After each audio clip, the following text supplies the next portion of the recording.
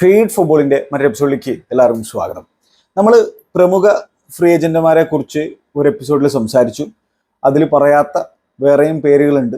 അതിലേക്കാണ് നമ്മൾ ഈ എപ്പിസോഡിൽ കടക്കുന്നത്. ഈ എപ്പിസോഡിലും തീർന്നിട്ടില്ലെങ്കിൽ അടുത്ത എപ്പിസോഡ് കൂടി നമ്മൾ ചെയ്യും. അപ്പോൾ ഇതിൽ നമുക്ക് ആദ്യം സംസാരിച്ച് തുടങ്ങേണ്ടതായിട്ടുള്ളത് നിക്കോളാസ് പെപ്പെ എന്ന് പറയുന്ന ചെങ്ങായിനെ കുറിച്ചിട്ടാണ്. അതായത് 29കാരനായിട്ടുള്ള ഐവറി കോസ്റ്റ് താരം, മുൻ ആർസണലിലേക്ക് പ്ലെയർ, ഇപ്പോൾ ഫ്രീ ഏജന്റ് ആയിട്ടിരിക്കുകയാണ്. ഒരു ക്ലബ്ബ് നിലവിൽ ചെങ്ങായിക്കില്ല എന്നുള്ള കാര്യം ഓർക്കേണ്ടതായിരുന്നു. ചെങ്ങായി ട്രാബ്സോൻസ്പോർ എന്ന് പറയുന്ന തുർക്കിഷ് ക്ലബിന് വേണ്ടിയിട്ടാണ് ഫുട്ബോൾ കളിച്ചുകൊണ്ടിരുന്നത്. അവിടെ ഒരു വർഷം മാത്രമേ കളിച്ചിട്ടുള്ളൂ. അങ്ങനെ അവിടെ കോൺട്രാക്ട് എക്സ്റ്റെൻഡ് ചെയ്യാതെ കോൺട്രാക്ട് തീർന്നുള്ള സാഹചര്യത്തിൽ ഫ്രീ ഏജന്റ് ആയിട്ടിരിക്കുകയാണ്. ഇപ്പോൾ റീസെന്റ് ആയിട്ട് അദ്ദേഹം ഒരു ഇന്റർവ്യൂ കാര്യങ്ങളൊക്കെ കൊടുത്തിട്ടുണ്ടായിരുന്നു എന്നുള്ളത് മനസ്സിലാക്കേണ്ടതുണ്ട്. കാരണം 72 മില്യൺ പൗണ്ട് കൊടുത്തിട്ടാണ് ലിൽ എന്ന് പറയുന്ന ഫ്രഞ്ച് ലീഗ് ക്ലബിൽ നിന്നും ആർസണൽ ചെങ്ങായി 2019 സൈൻ ചെയ്തിട്ടുണ്ടായിരുന്നത്. അപ്പോൾ ആ സമയത്തെ അദ്ദേഹത്തിന്റെ എക്സ്പീരിയൻസിനെ കുറിച്ച്, അദ്ദേഹത്തിന്റെ ആർസണലിലുള്ള സമയത്തെ കുറിച്ചിട്ടാണ് അദ്ദേഹം ഇന്റർവ്യൂവിൽ കാര്യമായിട്ട് പറഞ്ഞിട്ടുണ്ടായിരുന്നത്. വളരെ ട്രൊമാറ്റിക് ആയിട്ടുള്ള ഒരു സമയമായിരുന്നു തൻ്റെ പ്രീമിയർ ലീഗിലെ സമയം എന്നുള്ളതാണ് നിക്കോളാസ് പെപ്പെ പറയുന്നത്. കാരണം ചെങ്ങായിനെ വലിയ തുക കൊടുത്തുകൊണ്ട് ആർസണൽ കൊണ്ടുവരുന്നു. വിചാരിച്ച രീതിയിലുള്ള പ്രകടനം ചെങ്ങായി കാഴ്ചവെക്കാൻ സാധിക്കില്ല. അപ്പോൾ അതിനനുസരിച്ച് ഭീകരമായിട്ടുള്ള ക്രിറ്റിസിസം നേരിടുന്നു. ആ ക്രിറ്റിസിസം നേരിട്ടുള്ള സാഹചര്യത്തിൽ ചെങ്ങായി ഫുട്ബോൾ പോലും നിർത്തിയാലോ എന്ന് വരെ ചിന്തിച്ചിട്ടുണ്ടായിരുന്നതാണ് പറയുന്നത്. ഇപ്പോൾ അദ്ദേഹത്തിന്റെ വാചകങ്ങളിലേക്ക് നമ്മൾ പോയി കഴിഞ്ഞാൽ ഭയങ്കരമായിട്ടുള്ള ട്രോമയായിരുന്നു ആ ഒരു സമയത്ത്. എൻ്റെ പാഷൻ എന്നിൽ നിന്ന് എടുത്തു കളഞ്ഞ പോലെ, അതായത് ഫുട്ബോൾ എന്ന് പറയുന്ന പാഷൻ തന്നിൽ നിന്ന് എടുത്തു കളഞ്ഞ പോലെ തനിക്ക് തോന്നുന്നുണ്ടായിരുന്നു. എല്ലാം നിർത്താൻ ആലോചിച്ചു. തന്നെ biggest flop in the premier league history എന്നുള്ള രീതിയിൽ പോലും ലേബിൾ ചെയ്യപ്പെട്ടിട്ടുണ്ടായിരുന്നു. ഞാൻ ആരോടും പറഞ്ഞിട്ടല്ല എന്നെ 80 മില്യൺ യൂറോസ് കൊടുത്തുകൊണ്ട്, അതായത് 72 മില്യൺ പൗണ്ട് കൊടുത്തുകൊണ്ട് ആർസണൽ സൈൻ ചെയ്തിട്ടുണ്ടായിരുന്നത്. എവിടെ നിന്ന് ഞാൻ വരുന്നു എന്നുള്ളതൊന്നും ആർക്കും അറിയേണ്ട കാര്യമില്ല. അതൊന്നും ആർക്കും ഒരു വിഷയമുള്ളൊരു കാര്യമല്ല. ഉടനെ ഡയറക്റ്റ് ആയിട്ട് പെർഫോം ചെയ്യണം. കാരണം അത്തരത്തിലുള്ള തുക കൊടുത്തിട്ടാണല്ലോ കൊണ്ടുവരുന്നത്. ഒരുപാട് പ്ലേയേഴ്സിനൊന്നും ഒരു സീസണിൽ 25 ഗോളും കാര്യങ്ങളൊന്നും അടിക്കാൻ പറ്റില്ല. ഞാനൊരു സ്ട്രൈക്കർ പോലും അല്ല എന്നുള്ള കാര്യം പലരും മറന്നുപോയിട്ടുണ്ടായിരുന്നതാണ്. ഞാൻ സോഷ്യൽ മീഡിയയും കാര്യങ്ങളൊന്നും കാര്യമായിട്ട് നോക്കാറില്ല. പക്ഷെ എന്താ സംഭവം എന്ന് വെച്ചാൽ എൻ്റെ ബ്രദർ സോഷ്യൽ മീഡിയയിൽ ഇന്ന ആൾ എന്നെ കുറിച്ച് ഇന്നത് പറഞ്ഞു എന്നുള്ള രീതിയിൽ കാര്യങ്ങൾ പറഞ്ഞു തരാറുണ്ട് എന്നുള്ളതൊക്കെയാണ്. പിന്നെ ക്ലബിലെ ചില ആളുകളും അതോടൊപ്പം തന്നെ മീഡിയയും കാര്യമായിട്ട് തന്നെ ക്രിട്ടിസൈസ് ചെയ്തിട്ടുണ്ടായിരുന്നു. ആകെ തന്നെ സപ്പോർട്ട് ചെയ്തിട്ടുണ്ടായിരുന്നത് ആർസണലിന്റെ ഫാൻസ് മാത്രമായിരുന്നു എന്നുള്ളത് കൂടി നിക്കോളാസ് പെപ്പെ കൂട്ടിച്ചേർക്കുന്നുണ്ട്. അപ്പോൾ അദ്ദേഹത്തെ സംബന്ധിച്ചോളം ആ ക്രിറ്റിസിസം ഒന്നും അദ്ദേഹത്തിന് നേരിടാൻ സാധിച്ചിട്ടുണ്ടായിരുന്നില്ല. ഒരു കാര്യം ശരിയാണ്, നിക്കോളാസ് പെപ്പെ പറഞ്ഞ ഒരു കാര്യത്തിനോട് ഞാൻ യോജിക്കുന്നുണ്ട്. അതായത് പുള്ളിക്കാരൻ പറഞ്ഞിട്ടല്ല ഇത്രയും വലിയ തുക കൊടുത്തുകൊണ്ട് പുള്ളിക്കാരനെ ഫ്രഞ്ച് ലീഗിൽ നിന്നും ആർസണൽ സൈൻ ചെയ്തിട്ടുണ്ടായിരുന്നത്. അപ്പോൾ പിന്നെ ഇതിപ്പോ മോഡേൺ ഡേ ഫുട്ബോളിലെ ഒരു സ്ഥിരം സംഭവമല്ലേ. വലിയ തുകക്ക് വന്നു കഴിഞ്ഞാൽ പെർഫോം ചെയ്തിട്ടില്ലെങ്കിൽ ഭീകരമായിട്ട് പ്രത്യേകിച്ച് ഈ സോഷ്യൽ മീഡിയ ഏറയിൽ ഭീകരമായിട്ടുള്ള ബാക്ക്ലാഷ് ലഭിക്കും. അപ്പൊ അതിപ്പോ ഒരു സ്വാഭാവികമായിട്ടുള്ളൊരു കാര്യമായിട്ട് മാറിയിരിക്കുകയാണ്. 24-ാമത്തെ വയസ്സിലാണ് ചെങ്ങായി വരുന്നത് ഫ്രാൻസിൽ നിന്ന്. ഫ്രാൻസിലാണെങ്കിൽ മികച്ച സീസണായിരുന്നു ചെങ്ങായിക്ക് അന്ന് ഉണ്ടായിരുന്നത്. അതായത് പുള്ളിക്കാരന്റെ ആർസണലിലേക്ക് വരുന്നതിന് മുമ്പത്തെ സീസണിൽ 41 മത്സരങ്ങളിൽ 23 ഗോളുകൾ ഫ്രഞ്ച് ലീഗിൽ അടിച്ചിട്ടുണ്ടായിരുന്നു. അദ്ദേഹത്തെക്കാൾ കൂടുതൽ ഗോളുകൾ ആ ഒരു സീസണിൽ അടിച്ചിട്ടുണ്ടായിരുന്ന കിലിയൻ എംബാപ്പെ മാത്രമായിരുന്നുള്ള കാര്യം ഓർക്കണം. അപ്പൊ അത്തരത്തിലുള്ള കിടിലൻ ഫോമിലായിരുന്നു ചെങ്ങായി കളിച്ചിട്ടുണ്ടായിരുന്നത്. പക്ഷേ ഫ്രഞ്ച് ലീഗിൽ നിന്നും പ്രീമിയർ ലീഗിലേക്ക് വരുന്നു. അവിടെ ആർസണൽ സംബന്ധിച്ചിടത്തോളം ഉനായി എമറി എന്ന് പറയുന്ന മാനേജറുടെ കീഴിൽ അവർ ആർസൻ വെങ്കറൊക്കെ പോയിട്ടുള്ള സാഹചര്യത്തിൽ ഒരു മാറ്റത്തിലൂടെ പോയിക്കൊണ്ടിരിക്കുന്ന ഒരു സാഹചര്യമായിരുന്നു. അതും നമുക്ക് പിന്നെ എടുത്തു പറഞ്ഞതായിട്ടുള്ള സംഭവമാണ്. അപ്പം അങ്ങനെ അങ്ങോട്ടേക്ക് വരുന്നു. അത്ര ഈസി ആയിട്ടുള്ളൊരു സംഭവം ഒന്നല്ല. പ്രീമിയർ ലീഗിൽ ചില പ്ലേയേഴ്സൊക്കെ അഡാപ്റ്റ് ചെയ്യാൻ സമയമെടുക്കും. അത് പ്രീമിയർ ലീഗിന്റെ കാര്യം മാത്രമല്ല, പല ലീഗിലും ചിലപ്പോൾ ചില പ്ലേയേഴ്സ് അഡാപ്റ്റ് ചെയ്യാൻ സമയമെടുക്കുമായിരിക്കും. പക്ഷെ ഞാൻ പറഞ്ഞല്ലോ, ഈ പ്രൈസ് ടാഗ് ഉള്ളതുകൊണ്ട് അത്തരത്തിൽ അഡാപ്റ്റ് ചെയ്യാനൊന്നും ആളുകൾ സമയം കൊടുക്കൂല. അതാണ് പ്രശ്നമുള്ളത്. അപ്പൊ അവിടെ ആ കാര്യം തന്നെയാണ് നിക്കോളാസ് പെപ്പയുടെ കരിയറിലും സംഭവിച്ചിട്ടുണ്ടായിരുന്നത്. അദ്ദേഹത്തിന്റെ ഫസ്റ്റ് സീസൺ അത്ര മോശമൊന്നും ആയിരുന്നില്ല. ആളുകൾ പറയുന്ന പോലെ അദ്ദേഹം ഫസ്റ്റ് സീസണിൽ 10 അസിസ്റ്റും 8 ഗോളുകളും ഓൾ കോമ്പറ്റീഷൻസിൽ 41 മത്സരങ്ങളിൽ എമറിയുടെ കീഴിൽ കോൺട്രിബ്യൂട്ട് ചെയ്തിട്ടുണ്ട്. അതായത് 41 മത്സരങ്ങളിൽ 19 ഗോൾസ് കോൺട്രിബ്യൂട്ട് ചെയ്യുന്നു. പ്രീമിയർ ലീഗിൽ ഭീകരമായിട്ടുള്ള കോൺട്രിബ്യൂഷൻ നടത്തിയില്ല. പക്ഷെ ബാക്കിയുള്ള കോമ്പറ്റീഷനിൽ പിന്നെ സെക്കൻഡ് സീസണിൽ 47 മത്സരങ്ങളിൽ 16 ഗോളുകളൊക്കെ ചെങ്ങായി അടിച്ചിട്ടുണ്ടായിരുന്നു. അപ്പൊ അങ്ങനെ ഭീകരമായിട്ടുള്ളൊരു ഫ്ലോപ്പ്, ബിഗ്ഗസ്റ്റ് ഫ്ലോപ്പ് എന്നുള്ള രീതിയിൽ ലേബിൾ ചെയ്യേണ്ട തരത്തിലുള്ള പരിപാടി ഒന്നും ആയിരുന്നില്ല എന്നുള്ളതാണ്. ശരിയാണ്, ഏതാണ് വിചാരിച്ച രീതിയിലൊരു ഇമ്പാക്റ്റ് ഉണ്ടാക്കാൻ പറ്റില്ല. അതൊരു യാഥാർത്ഥ്യമായിട്ടുള്ള സംഭവം തന്നെയാണ്. പിന്നീട് അദ്ദേഹത്തിന്റെ മിനിറ്റ്സുകളൊക്കെ കുറഞ്ഞു പോകുന്ന കാര്യമാണ് അതിനുശേഷം നമ്മൾ കണ്ടത്. അങ്ങനെ ചെങ്ങായി നീസ് എന്ന് പറയുന്ന ഫ്രഞ്ച് ലീഗ് ക്ലബിലേക്ക് ലോണിൽ പോകാൻ തീരുമാനം എടുത്തു. ഒരു വേജ് കട്ടും കാര്യങ്ങളൊക്കെ എടുത്തിട്ട് കളിക്കാനായിട്ട് പോവാണ്, രാജ്യം വിട്ടു പോവാണ്, പ്രീമിയർ ലീഗ് വിട്ടു പോവാണ്, ക്രിറ്റിസിസം സഹിക്കാൻ വയ്യാതെ. അങ്ങനെ പിന്നെ 12 മാസം ബാക്കി നിൽക്കുക ചെങ്ങയുടെ ആർസണലിലെ കോൺട്രാക്ട് ടെർമിനേറ്റ് ചെയ്യാണ് മ്യൂച്വൽ അണ്ടർസ്റ്റാൻഡിങ്ങിന്റെ പുറത്ത് മതിയായിട്ട്. അങ്ങനെ പുള്ളിക്കാരൻ തുർക്കിയിലേക്ക് പോവായിരുന്നു. തുർക്കിയിൽ പോയിട്ട് അദ്ദേഹത്തെ സംബന്ധിച്ചിടത്തോളം 19 തുർക്കിഷ് ലീഗ് മത്സരങ്ങളിൽ 5 ഗോളും 2 അസിസ്റ്റും ചെങ്ങായിക്ക് നേടിയെടുക്കാൻ സാധിച്ചായിരുന്നു. അപ്പൊ എന്തായാലും ഇപ്പൊ ഒരു പുതിയ മേച്ചിൽപ്പുറം തേടി ഇരിക്കുകയാണ് നിക്കോളസ് പെപ്പെ. അദ്ദേഹത്തിന്റെ ഏജന്റ് എന്തായാലും പല ക്ലബ്ബുകളുമായിട്ടും ചർച്ചകളും കാര്യങ്ങളും നടത്തുന്നുണ്ടായിരിക്കും. അദ്ദേഹം പിന്നെ ഇന്റർവ്യൂവിൽ കൂട്ടിച്ചേർത്തുള്ള കാര്യങ്ങൾ, ഇപ്പോൾ മുഡ്രിക്കിന്റെ കാര്യം എടുത്തു കഴിഞ്ഞാൽ, ആന്റണിയുടെ കാര്യം എടുത്തു കഴിഞ്ഞാൽ, അവരൊന്നും ആ പ്രൈസ് ടാഗിനനുസരിച്ചിട്ട് കൺസിഡന്റ് ആയിട്ട് പെർഫോം ചെയ്യുന്നില്ല എന്നുള്ള കാര്യമാണ് അദ്ദേഹം ചൂണ്ടിക്കാണിക്കുന്നത്. പക്ഷെ അവരൊന്നും ബാഡ് പ്ലേയേഴ്സ് അല്ല എന്നുള്ളത് കൂടി നിക്കോളസ് പെപ്പെ പറയാണ്. പിന്നെ പെപ്പെ പറഞ്ഞെന്താന്ന് വെച്ചാല് ആർസണൽ തന്നെ ഈ തുകക്ക് പകരം 20 മില്യൺ ആണ് മേടിച്ചിരുന്നെങ്കിൽ കാര്യങ്ങൾ ചിലപ്പോൾ ഡിഫറെന്റ് ആയിരുന്നേനെ എന്നുള്ളതാണ്. പിന്നെ ആർട്ടറ്റയുമായിട്ട് പ്രശ്നങ്ങളോ കാര്യങ്ങളോ ഒന്നും ഉണ്ടായിരുന്നില്ല, ആർട്ടറ്റയ്ക്ക് തന്നിൽ കോൺഫിഡൻസ് ഉണ്ടായിരുന്നില്ല എന്നുള്ളതാണ്. പിന്നെ താനെ പ്രീമിയർ ലീഗിൽ വന്നുള്ള സാഹചര്യത്തിൽ മെല്ലെ ഇന്റഗ്രേറ്റ് ചെയ്യപ്പെടുകയായിരുന്നില്ല, തന്നെ ആ ഒരു പ്രീമിയർ ലീഗ് സെറ്റപ്പുമായിട്ട് അഡാപ്റ്റ് ചെയ്യാൻ പ്രിപ്പയർ ചെയ്യുകയോ ഒന്നും ചെയ്തിട്ടുണ്ടായിരുന്നില്ല.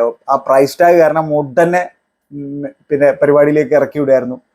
അങ്ങനെ തന്റെ കോൺഫിഡൻസും കാര്യങ്ങളൊക്കെ പണ്ടാറടങ്ങി പോയി എന്നുള്ളൊരു കാര്യം കൂടിയാണ് അദ്ദേഹം സൂചിപ്പിക്കുന്നത്. അപ്പോൾ ഇവിടെ എന്താ സംബന്ധിച്ചാൽ ഇതാണ് ഈ മോഡേൺ ഫുട്ബോളിൽ ഇപ്പോൾ ഈ സോഷ്യൽ മീഡിയ ഇറയിലൊക്കെ ഇത് ഭയങ്കര പ്രശ്നമാണ്. പ്ലേയേഴ്സ് സംബന്ധിച്ചിടത്തോളം ഇത് എല്ലാവർക്കും ചിലപ്പോൾ ഈ ക്രിറ്റിസിസം ഒന്നും താങ്ങാൻ പറ്റിയൊന്നും വരില്ല.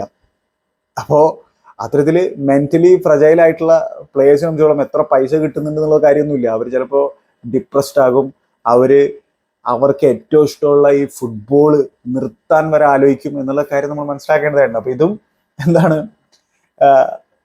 പിന്നെ മോഡേൺ ഫുട്ബോളിൽ ഒരു സ്ഥിരം പരിപാടിയായിട്ട് മാറിയിരിക്കുകയാണ്. അപ്പൊ ഇതിനെ കൂടി അതിജീവിക്കേണ്ടതായിട്ടുണ്ട് മോഡേൺ ഫുട്ബോൾ പ്ലേയേഴ്സ് എന്നുള്ള കാര്യം കൂടി നമ്മൾ മനസ്സിലാക്കണം. പക്ഷെ ഈ പ്രൈസ് ടാഗ് അവരുടെ തലയിൽ വെക്കുന്നത് ക്ലബ്ബുകളാണ്, അത് പ്ലേയേഴ്സിന്റെ പ്രശ്നമല്ല എന്നുള്ളൊരു കാര്യം കൂടി ഉണ്ട്. പക്ഷെ അത്തരത്തിലൊരു പ്രൈസ് ടാഗുമായിട്ട് വരുമ്പോൾ എക്സ്പെക്ടേഷൻ എന്ന് പറയുന്ന വലിയൊരു ഭാരം തലയിൽ ഉണ്ടാകും. പെർഫോം ചെയ്തിട്ടില്ലെങ്കിൽ പണി പാളും. ആ രീതിയിലാണ് കാര്യങ്ങൾ മുമ്പോട്ട് പോകുന്നത്. അഡാപ്റ്റ് ചെയ്യാനൊന്നും സമയമൊന്നും പലരും തരൂല, അങ്ങനത്തെ ഒരു കാര്യം കൂടി ഉണ്ട്. അപ്പോൾ പ്രീമിയർ ലീഗിൽ അദ്ദേഹം ആർസണലിന് വേണ്ടിയിട്ട് 80 മത്സരങ്ങൾ കളിച്ചു. അതിൽ 16 ഗോളുകളും 9 അസിസ്റ്റുകളുമാണ് അദ്ദേഹത്തിന് നേടിയെടുക്കാൻ സാധിച്ചിട്ടുള്ളത്. അപ്പൊ എന്താണ്, ഒരു വിങ്ങർ എന്ന രീതിയിൽ ആ ഒരു പ്രൈസ് ടാഗിന് വന്നുള്ള സാഹചര്യത്തിൽ സ്വാഭാവികമായിട്ടും ഇത് പോരാ എന്നുള്ളത് ആളുകൾ സംസാരിക്കും.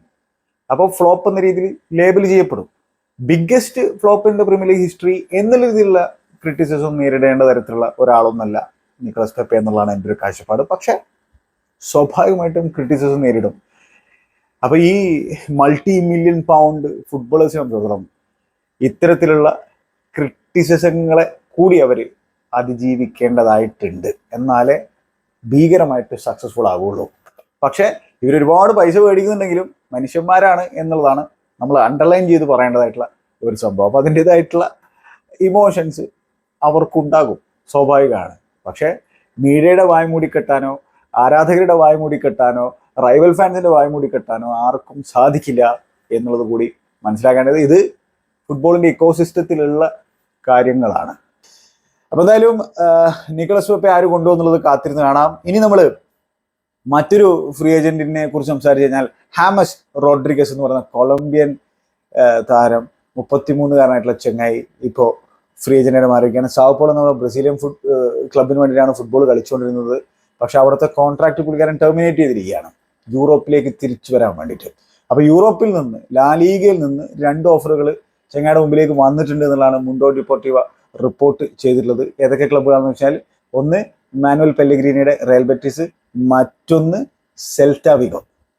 അപ്പൊ ഇതിൽ തന്നെ സെൽറ്റ വിഗോ കാര്യമായിട്ട് ശ്രമിക്കുന്നുണ്ടെന്നൊക്കെയാണ് പറഞ്ഞു കേൾക്കുന്നത്. എന്തായാലും കാത്തിരുന്നാണ് എങ്ങോട്ടേക്ക് അദ്ദേഹം പോകുന്നുള്ളത്. ഹാമസ് റോഡ്രിഗസിനെ സംബന്ധിച്ചിടത്തോളം അതേപോലെ കൊളംബിയക്ക് വേണ്ടി കോപ്പ അമേരിക്കയിൽ വേറെ ലെവൽ പെർഫോമൻസ് ആണ് കാഴ്ചവെച്ചത്. കോപ്പ അമേരിക്കയുടെ ബെസ്റ്റ് പ്ലെയർ അവാർഡ് അദ്ദേഹത്തിന് സ്വന്തമാക്കാൻ സാധിച്ചു. അദ്ദേഹത്തിന്റെ ടീം ഫൈനലിൽ അർജന്റീനയ്ക്കെതിരെ പരാജയപ്പെട്ടു പോയെങ്കിലും ടൂർണമെന്റിൽ ഉടനീളം കൊളംബിയയുടെ ആ ഒരു ഫൈനലിലേക്കുള്ള പ്രവേശനത്തിന് ചുക്കാൻ പിടിച്ചത് ഈ ചെങ്ങായി തന്നെയായിരുന്നു. അദ്ദേഹത്തിന്റെ പ്രകടനം ആ രീതിയിലായിരുന്നു. സെറ്റ് പീസുകൾ എന്നുള്ള അദ്ദേഹത്തിന്റെ ഡെലിവറി, ആ ഒരു നമ്പർ 10 എന്നുള്ള രീതിയിലുള്ള അദ്ദേഹത്തിന്റെ പ്രകടനം, അതായത് ആ നമ്പർ 10 പൊസിഷൻ മോഡേൺ ഫുട്ബോളിൽ മരിച്ചു പോയിട്ടില്ല എന്നുള്ളതിൻ്റെ ഒരു ഓർമ്മപ്പെടുത്തലായിരുന്നു ഹാമസ് റോഡ്രിഗസ് നമുക്ക് കാണിച്ചതുണ്ടായിരുന്നു ഈ ഒരു കോപ്പ അമേരിക്ക ടൂർണമെന്റിൽ. മനോഹരമായിട്ടുള്ള ക്രിയേറ്റീവ് പ്ലേ ആണ് അദ്ദേഹത്തിന്റെ ഭാഗത്ത് നമുക്ക് കാണാൻ സാധിക്കുന്നത്. പിൻ പോയിന്റ് ആക്യുറസിയിലാണ് ചെങ്ങായി ഡെലിവറീസ് കൊടുക്കുന്നുണ്ടായിരുന്നത്. അതായത് ബോക്സിൽ ഒരാൾ പോലും ഉണ്ടെങ്കിലും ആ ഒരാളെ പോലും പിക്ക് ചെയ്യാൻ അദ്ദേഹത്തിന് സാധിക്കുന്നുണ്ടായിരുന്നുള്ള കാര്യം ഓർക്കേണ്ടതായിട്ടുണ്ട്. അപ്പൊ അങ്ങനെ 6 അസിസ്റ്റുകളും ഒരു ഗോളും ഒക്കെ അടിച്ചിട്ടാണ് കോപ്പ അമേരിക്കയിൽ റെക്കോർഡ് ബ്രേക്കിംഗ് പ്രകടനമൊക്കെ കാഴ്ചിട്ടുണ്ടായിരുന്നു. കോപ്പ അമേരിക്കയുടെ ചരിത്രത്തിൽ ഇത്രയധികം അസിസ്റ്റുകൾ ഒരു ക്യാമ്പയിനിൽ ഒരാൾക്കും കൊടുക്കാൻ സാധിച്ചിട്ടുണ്ടായിരുന്നില്ല. അദ്ദേഹത്തിന്റെ ക്ലബ് കരിയറിലേക്ക് നമ്മൾ നോക്കിക്കഴിഞ്ഞാൽ പോർട്ടോയിലും മൊണാക്കോയിലൊക്കെയാണ് കളിച്ചിട്ടുണ്ടായിരുന്നത്. പിന്നെയാണ് റയൽ മാഡ്രിഡ് പൊക്കിക്കൊണ്ടുവന്നത് ആ ഒരു വേൾഡ് കപ്പിലെ വേറെ ലെവൽ പ്രകടനം കണ്ടിട്ട്. അങ്ങനെ റയൽ മാഡ്രിഡിൽ നിന്നും ബയൺ മ്യൂണിക്കിലേക്കൊക്കെ ലോണിൽ പോകുന്ന ഒരു സാഹചര്യം ഉണ്ടായി. റയൽ മാഡ്രിഡിൽ കാർലോ ആഞ്ചലോട്ടി മാനേജറായിരിക്കുന്ന സാഹചര്യത്തിൽ അദ്ദേഹം കളിച്ചിട്ടുണ്ട്. അങ്ങനെ ബയൺ മ്യൂണിക്കിൽ കാർലോ ആഞ്ചലോട്ടി മാനേജറായിരിക്കുമ്പോഴാണ് റീയൂണിയൻ നടന്നിട്ടുണ്ടായിരുന്നത് ഇവർ രണ്ടുപേരുടെയും. 2 വർഷത്തെ ലോൺ ഡീൽ എങ്ങനെയായിരുന്നു അവിടെ ഉണ്ടായിരുന്നത്. അതിന് ബയൺ മ്യൂണിക്ക് ഒരു തുക റയൽ മാഡ്രിഡിന് കൊടുക്കുന്നുണ്ടായിരുന്നു. പിന്നീട് അവിടെ നിന്ന് ഫ്രീ ഏജന്റ് ആയിട്ട് മാറിയ സാഹചര്യത്തിലാണ് എവർട്ടണിലേക്ക് അദ്ദേഹം പോകുന്നത്. അവിടെയും കാർലോ ആഞ്ചലോട്ടി തന്നെയാണ് ഈ ചെങ്ങാനെ വിളിക്കുന്നത്. അങ്ങനെ കാർലോ ആഞ്ചലോട്ടിയുടെ ആ ഒരു സാന്നിധ്യത്തിൽ ഹാമസ് റോഡ്രിഗസ് പ്രീമിയർ ലീഗ് ഫുട്ബോൾ കളിക്കാൻ വരുന്നു. പക്ഷെ അവിടുന്ന് കാർലോ ആഞ്ചലോട്ടി റയൽ മാഡ്രിഡിലേക്ക് തിരിച്ചു വരുന്നു. ഹാമസ് റോഡ്രിഗസിന് പിന്നീട് അവിടുന്ന് ഖത്തറിലേക്ക് യാത്ര തിരിക്കേണ്ടി വന്നു. ഖത്തറിൽ ഒരു വർഷം ഫുട്ബോൾ കളിക്കുന്നു. പിന്നെ ആള് ഒളിമ്പ്യാക്കോസിൽ കളിക്കുന്നു, ഗ്രീസിലേക്ക് വരുന്നു. അവിടെ നിന്ന് പിന്നെ എന്താണ് സംഭവിച്ചത്, അദ്ദേഹം ബ്രസീലിലേക്ക് പോകുന്ന ഒരു സാഹചര്യം. അപ്പൊ അത്തരത്തിലാണ് അദ്ദേഹത്തിന്റെ ക്ലബ് കരിയർ പോയിക്കൊണ്ടിരുന്നത്. ഇതിനിടയിലാണ് നെസ്റ്റൽ ലോറൻസോ എന്ന് പറയുന്ന അർജന്റീനക്കാരനായിട്ടുള്ള മാനേജറിന്റെ കയ്യിൽ കൊളംബിയയിൽ ഒരു റിവൈവൽ അദ്ദേഹം നടത്തുന്നത്. ഇപ്പോൾ അദ്ദേഹത്തിന്റെ ഡ്രീം എന്ന് പറഞ്ഞാൽ യൂറോപ്പിൽ ഫുട്ബോൾ കളിക്കാന്നാണ്. ഏത് ക്ലബ്ബ് അദ്ദേഹത്തെ പൊക്കിക്കൊണ്ടുപോകുന്നത് കാത്തിരുന്ന് കാണാം. അപ്പൊ ഇനി മറ്റൊരു പ്രമുഖ ഏജന്റിനെ കുറിച്ച്, ഫ്രീ ഏജന്റിനെ കുറിച്ച് സംസാരിച്ചാൽ മറ്റാരുമല്ല, സെർജിയോ റാമോസ് ആണ്. അപ്പോൾ ഈ റയൽ മാഡ്രിഡിന്റെ ലെജൻഡ്, ഈ സ്പാനിഷ് ലെജൻഡ് ഈ 38ാമത്തെ വയസ്സിൽ ഇപ്പോൾ ഒരു ഫ്രീ ഏജന്റ് ആയിട്ടിരിക്കുകയാണ്. തന്റെ ബോയ്ഹുഡ് ക്ലബ്ബായിട്ടുള്ള സെവിയയിലേക്ക് കഴിഞ്ഞ സീസണിലാണ് അദ്ദേഹം തിരിച്ചു പോയിട്ടുണ്ടായിരുന്നത്. 18 വർഷങ്ങൾക്ക് ശേഷമാണ് സെവിയയിലേക്ക് അദ്ദേഹം തിരിച്ചു പോയിട്ടുണ്ടായിരുന്നത്. അങ്ങനെ ഒരു വർഷം സെവിയയിൽ ഫുട്ബോൾ കളിക്കുന്നു. കോൺട്രാക്ട് എക്സ്റ്റെൻഡ് ചെയ്യാനുള്ള തീരുമാനം എടുക്കുന്നില്ല. നിലവിൽ പ്രിപ്പറേഷനും കാര്യങ്ങളൊക്കെ ചങ്ങായി നടത്തുന്നുണ്ട്. റിട്ടയർ ചെയ്യാനുള്ള തീരുമാനം കാര്യങ്ങളൊന്നും എടുത്തിട്ടില്ല. ഏതെങ്കിലും ക്ലബിലേക്ക് അദ്ദേഹം പോകുമോ ഇല്ലയോ എന്നുള്ളത് കാത്തിരുന്ന് കാണേണ്ട ഒരു വിഷയമാണ്. അദ്ദേഹം റയൽ മാഡ്രിഡിൽ നിന്നും ഫ്രീ ഏജന്റ് ആയിട്ട് പോയത് PSG-യിലേക്കാണ്. അവിടെ കളിക്കുന്നു. അവിടെ ഇഞ്ചുറിയും കാര്യങ്ങളൊക്കെ അദ്ദേഹത്തെ കാര്യമായിട്ട് അലട്ടിയിട്ടുണ്ടായിരുന്നു, നമുക്കറിയുന്നതാണ്. പിന്നെയാണ് സെവിയയിലേക്ക് പോയിട്ടുണ്ടായിരുന്നത്. അപ്പൊ ഇനി റാമോസ് എങ്ങോട്ട് പോകും, കാത്തിരുന്ന് കാണാം. പിന്നെന്താണ്, നമ്മൾ മറ്റൊരു ഫ്രീ ഏജന്റിനെ കുറിച്ച് സംസാരിച്ചാൽ, മറ്റൊരു റയൽ മാഡ്രിഡിന്റെ മുൻ താരത്തെ കുറിച്ച് സംസാരിച്ചു കഴിഞ്ഞാൽ അത് കെയ്ലർ നവാസ് ആണ്.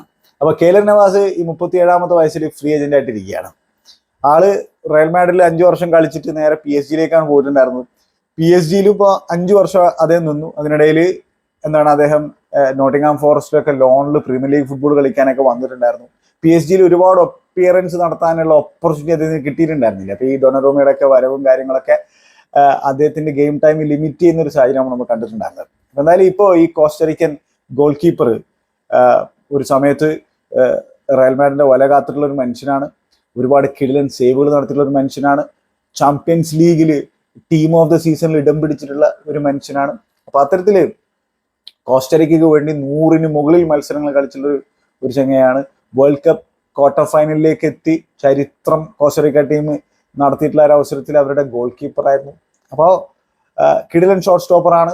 മോശമില്ലാത്ത രീതിയിൽ എന്താ പറയുക, പാസ് ചെയ്യാൻ പറ്റുന്ന തരത്തിലുള്ള ഒരു കീപ്പറാണ്. ഒടുക്കത്തെ എക്സ്പീരിയൻസ് ഉണ്ട് ഇപ്പോൾ ഈ 37ാമത്തെ വയസ്സിൽ. അപ്പോൾ അദ്ദേഹത്തെ ഏതെങ്കിലും ക്ലബിന് കൊണ്ടുപോകാൻ സാധിച്ചു കഴിഞ്ഞാൽ അത് നല്ലൊരു സൈനിങ് ആയിരിക്കും തന്നെയാണ് ഞാൻ മനസ്സിലാക്കുന്നത്. അപ്പൊ ഇനി ആര് കൊണ്ടുപോകും, അതാണ് നമ്മൾ കാത്തിരിക്കുന്ന ഒരു സംഭവം. അപ്പൊ ഇനിയും വേറെയും പ്രമുഖരുണ്ട് നമ്മുടെ ലിസ്റ്റിൽ.